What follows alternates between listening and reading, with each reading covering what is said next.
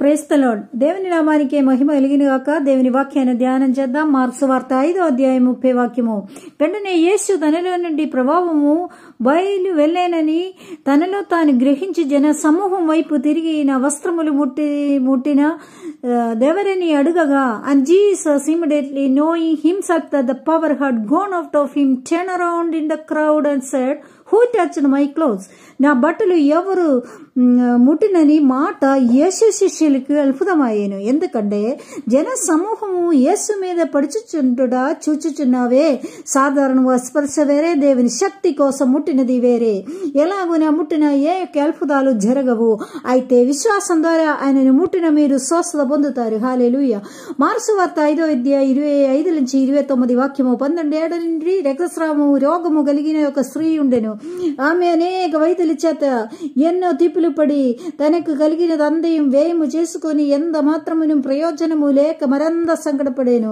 ఆమె యేసు గురించి వినేను. ఆయన వస్త్రములు మాత్రము ముట్టిన బాగుపడుదని అనుకొని జన సమూహములో ఆయన వెనుకకి వచ్చి ఆయన వస్త్రము ముట్టెను. వెంటనే ఆమె రక్తధార కట్టెను. కనుక తన శరీరములోని ఆ బాధ నివారణమైందని గ్రహించుకొను. అందుకైన కుమారి, నీ విశ్వాసము నిన్ను స్వస్థపరించెను.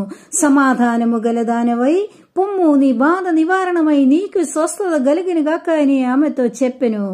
విశ్వాసం ఒక పెద్ద శక్తియే. ఎవడైనా ఈ కొండని చూచి నీవు ఎత్తబడి సముద్రములో పడవేయబడుమని చెప్పి తన మనస్సులో సందేహింపక తాను చెప్పినది జరిగినని నమ్మిన ఎడల వాడు చెప్పినది జరుగుతాయి. హల్లెలూయా. సాధారణంగా తాకడం, విశ్వాసముతో తాకడం డిఫరెంట్ ఉంది. నన్ను స్వస్థపరించమని విశ్వాస మాట పలికితే నీవు స్వస్థత పొందుతాయి. హల్లెలూయా. నీ జీవితంలో అద్భుతము జరుగుతాయి. మీరు విశ్వాసంతో యేసును తాకి అద్భుతము పొందుము. హల్లెలూయా. సో నా మాట వినేవారు విశ్వాసముతో నీ యొక్క సమస్యను ఆయన సన్నిధిలో సమర్పించుము. ఆయన వస్త్రము యొక్క అంచును ప్రార్థనతో ముట్టుము.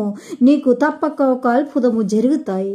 జీవితంలో సమాధానం లేదా, సంతోషం లేదా, అప్పు బాధయో, జోబా, ఏ యొక్క విషయమైనా సరే పూర్తి విశ్వాసంతో యేసును పిలువుము. అతను నీకు మార్గం తెరుస్తాయి. హల్లెలూయా. God bless you.